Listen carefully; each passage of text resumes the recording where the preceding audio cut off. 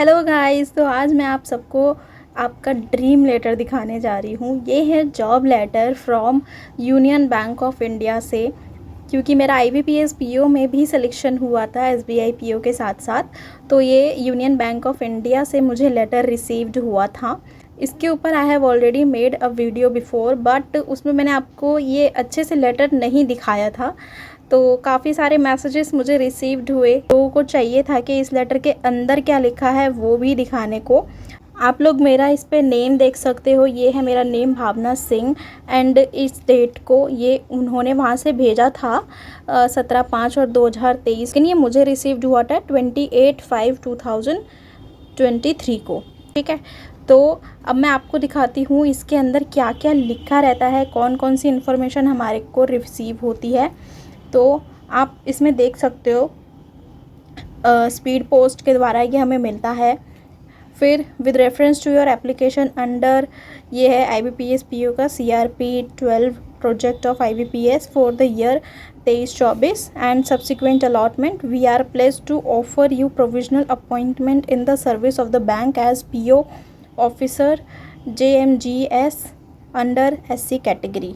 ठीक है, मेरा SC कैटेगरी से सिलेक्शन हुआ था, बट जो मेरे मार्क्स थे मैंने आप लोगों को शो किया था। मेरे मार्क्स जो थे वो जनरल कैटेगरी से भी 11 मार्क्स अबव थे। तो आप ये मत सोचेगा कि मेरे मार्क्स कम आए थे, इस वजह से मुझे SC कैटेगरी के थ्रू सिलेक्शन मिल गया। मार्क्स मेरे अच्छे खासे आए हुए थे, but I belong to the SC category, that is why. अगले पॉइंट्स पे देखते हैं। This offer of appointment is provisional and subject to. ये सभी पॉइंट्स यहाँ पे जो लिखे हुए हैं आपको इन्हें फुलफ़िल करना होगा जब भी आपका जो अपॉइंटमेंट है वो कंफर्म होगा। तो ये आप पढ़ सकते हो, मैं आपको पढ़ के भी बता देती हूँ। You are being found fit in pre recruitment medical examination. A medical fitness certificate has to be submitted by you from the government medical officer or through any of the tie-up hospitals diagnostic centers of the reporting office. The format of medical fitness certificate is enclosed with this letter, or some may be obtained from the bank's website. Or same may be obtained from the bank's website. The list of tie-up hospital can be obtained from the concerned reporting office. The charges for the medical checkup has to be borne by you. तो जो charges होते हैं medical checkup के लिए वो around 2500 से 4000 के बीचों बीच आपको अलग अलग हॉस्पिटल में पे करने को मिल सकता है। ठीक है, तो इतना आप कम से कम अपना लेके चलना जब भी आप मेडिकल चेकअप के लिए जा रहे हो। दूसरा पॉइंट ये है, receipt of a clear character antecedent report from the police authority which will be called by bank upon your joining. तो एक पुलिस वेरिफिकेशन भी करता है बैंक। ओके, तो receipt of satisfactory character and antecedent reports from 2 personal reference which will be sought by the bank upon your joining. Okay, तो क्या होता है ना कि हमें 2 रेफरेंसेस देने होते हैं बैंक को, और वो रेफरेंस कुछ ऐसे होते हैं कि जो लोग हमें जानते हैं लेकिन हमारे रिलेटिव ना हो, ब्लड रिलेटिव ना हो, ऐसे कुछ 2 रेफरेंसेस हमें देने होते हैं। तो आप जो भी एड्रेस उनका प्रोवाइड करोगे, बैंक उनके घर पे जो है लेटर भेजते हैं और आपका करेक्टर जानने की कोशिश करते हैं। तो इस मामले में SBI PO मुझे ज़्यादा बेटर लगा, क्योंकि SBI PO ने इंटरव्यू के टाइम पर ही अपने बायोडाटा फॉर्म के अंदर अपने रेफरेंसेस का नाम वो लिखवा लेते हैं। लेकिन जो IBPS PO होता है वहाँ, लेकिन IBPS PO में क्या होता है ना, जब आप DV के लिए जाते हो तब आपसे रेफरेंसेस मांगते हैं। तो आपको उसी पॉइंट ऑफ टाइम पे घर वगैरह पे कॉल करके तब आपको उनका एड्रेस, उनका ऑक्यूपेशंस, वो क्या करते हैं, ये सब आपको जानना होता है और वहाँ पे लिख कर देना होता है। आप अपना नेबर का दे सकते हो, अपने दोस्त वगैरह का दे सकते हो। Receiving confidential reports on your conduct and work from your previous employers if any. ठीक है, तो आप अगर कहीं पहले काम करते थे तो उसका है ये। Receiving the caste, tribe, backward, economically weaker section class verification report through proper channel in case you claim to belong to the SC, ST, OBC, non creamy layer, EWS community. If the verification revealed that the claim is false, your service will be terminated forthwith without assigning any further reason and without prejudice to such further action as may be taken under the provision of the Indian Penal Code for production of false caste tribe community certificate. ठीक है, तो आपको caste certificate आपको show करना होगा. Receipt of medical disability certificate from competent medical board issued immediately prior to the date of joining, clearly showing the nature and the extent of the physical disability in case you belong to the person with disability category. तो आप PWD category से होते हो तो उसका भी medical certificate आपको देना होता है. Receiving a photocopy of discharge certificate issued by competent authority along with original certificate in case you belong to the ex service category. Okay, तो execution of the service indemnity bond by you as indicated in para 9 herein after. तो indemnity bond भी हम लोगों से sign कराया जाता है, जिसके बारे में आगे और इन्फॉर्मेशन दी गई होगी. Execution of fidelity and secrecy declaration by you at the time of joining. तो ये वो होता है कि अगर हम ज्वाइन करते हैं तो हम जिस भी ऑर्गेनाइजेशन में ज्वाइन करते हैं तो उसकी सारी इन्फॉर्मेशन हमें सीक्रेट रखनी होती है, उससे रिलेटेड है ये कुछ.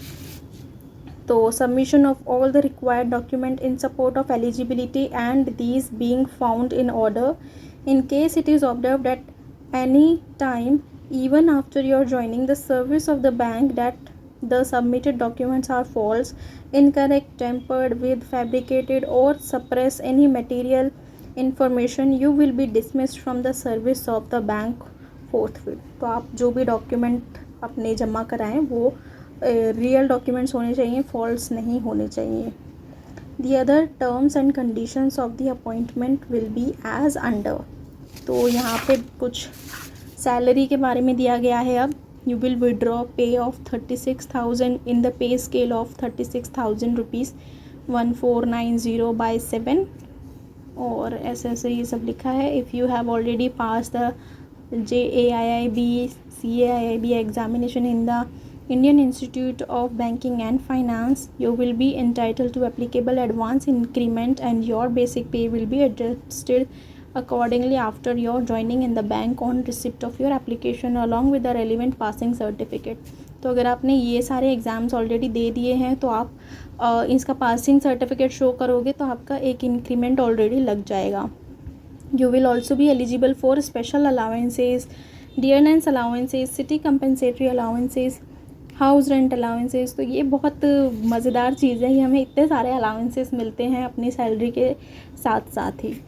ठीक है, तो reimbursement of lease rent for residential accommodation, banks residential accommodation as per the provision of Union Bank of India service regulation 1979. The gross enrolment will depend upon your place of posting.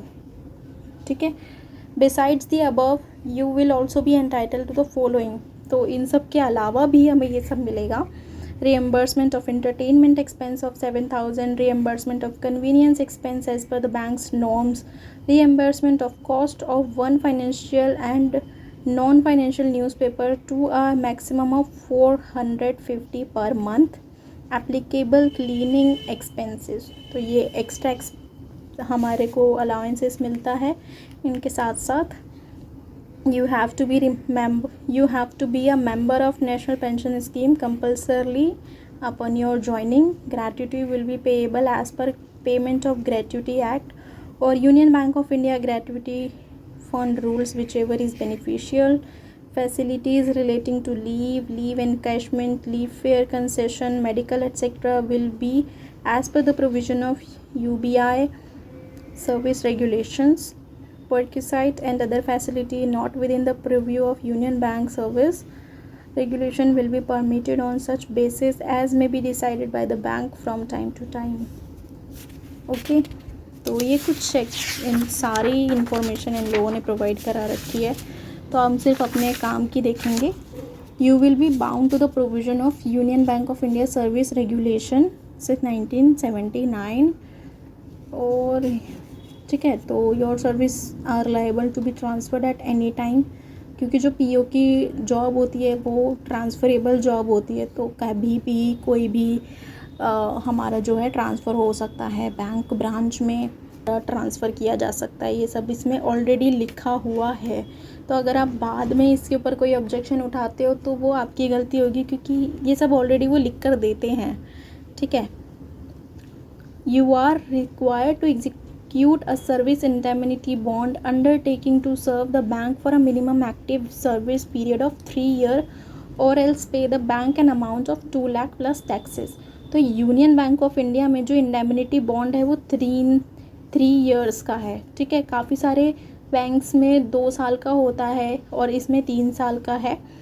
तो हमें 3 साल तक इसकी service तो 3 साल तक हमें इसी बैंक में रहना होगा। अगर हम छोड़ देते हैं तो हमें 2 लाख प्लस टैक्सेस हमें पे करना होगा इन case you leave the service for the bank before completing stipulated period of 3 years। You will be on probation for a period of 2 years of active service from the date of your joining the bank। You will be considered for confirmation in the service of the bank only if the attendance, training, work progress and conduct and the report of your superiors on your performance during the probation period are found satisfactory and receiving satisfactory report from 2 respectable references and from police authorities about your character and antecedent। ठीक है। फिर next point है if at any time during the period of probation the competent authority is of the opinion that your work progress are not satisfactory, your service liable to be terminated by giving 1 month written notice। तो अगर आप अच्छे से काम नहीं करते हो अपने प्रोबेशन पीरियड में तो आपको 1 मंथ पहले ही वो नोटिस भेज देंगे कि आपको टर्मिनेट किया जाता है, ठीक है। तो इसके बारे में भी उन्होंने अच्छे से बता रखा है।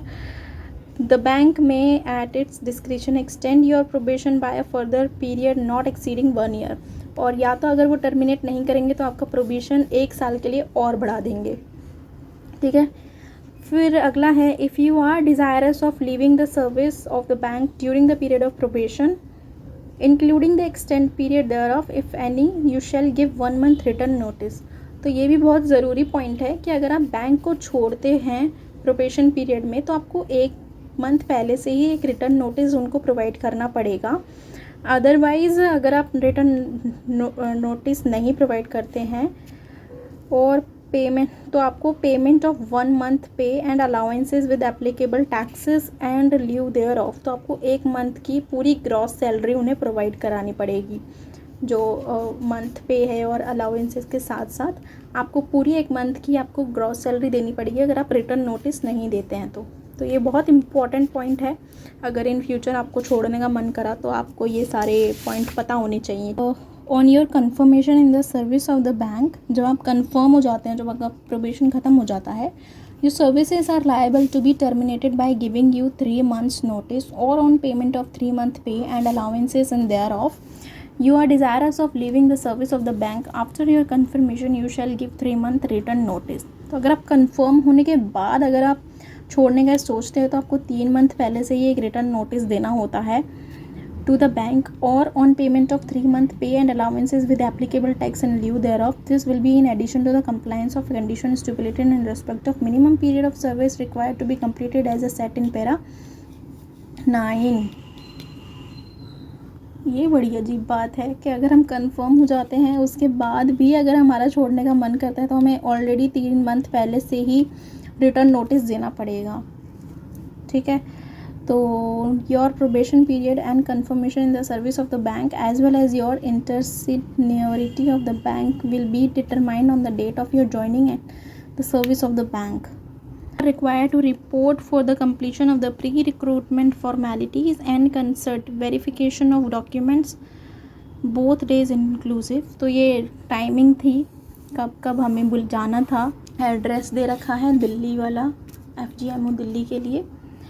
फिर हैं यहाँ पे कुछ इम्पॉर्टेंट डॉक्यूमेंट्स, ये आप देख सकते हो, इनको मैं पढ़ के नहीं बता रही। इसमें वही है जो जब हम ये इसमें सारे के सारे वही सब डॉक्यूमेंट्स होते हैं जो हम अपने इंटरव्यू के टाइम पे लेके जाते हैं। तो वहाँ पे एक बार ऑलरेडी हमारा डॉक्यूमेंट वेरिफिकेशन हो गया होता है, बट यहाँ पे एक बार और डॉक्यूमेंट वेरिफिकेशन हो रहा होता है। तो आपको वो सारे डॉक्यूमेंट्स तो पता ही होंगे, अगर किसी को नहीं पता तो वो देख सकते हैं, ठीक है।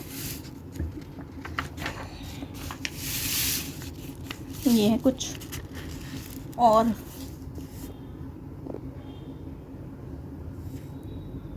तो इसकी जो ट्रेनिंग है वो 52 वीक्स की ट्रेनिंग होगी, और अगर आप ट्रेनिंग को अटेंड नहीं करते हैं तो आपका जो अपॉइंटमेंट है वो ऑटोमेटिकली कैंसल्ड हो जाएगा। ये सब लिखा है इसमें। फिर we welcome you to the Union Bank परिवार। ओके,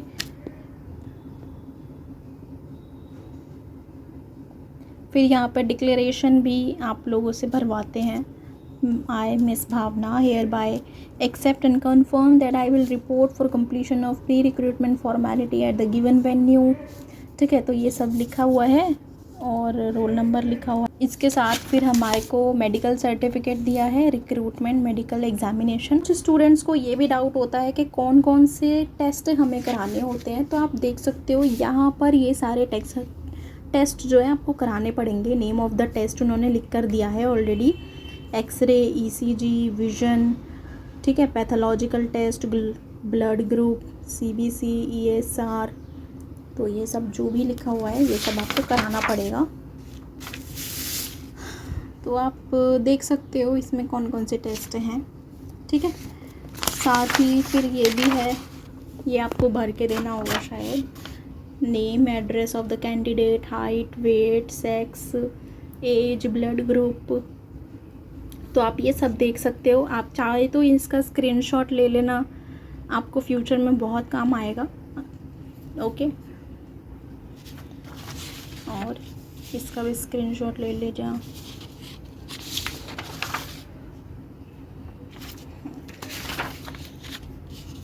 ये पीछे इसके डॉक्टर्स रिमार्क है।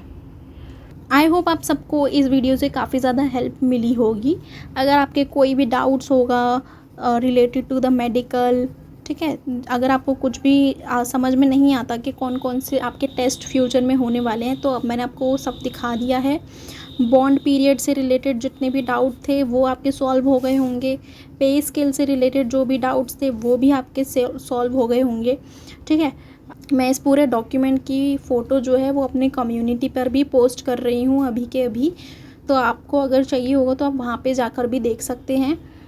ठीक है, एंड अच्छे से पढ़ाई करो।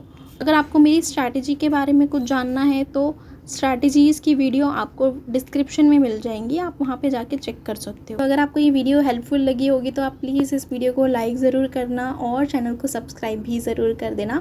नेक्स्ट वीडियो जो होगी वो मैं आपको डिस्क्रिप्टिव से रिलेटेड बताऊँगी कि आपको डिस्क्रिप्टिव को किस तरीके से प्रिपेयर करना है अपने बैंकिंग एग्ज़ाम्स में। ओके, बेल बटन पे क्लिक कर सकते हो ताकि जैसे ही वो वीडियो अपलोड होगी आपको नोटिफिकेशन ज़रूर मिल जाएगी। Okay, bye.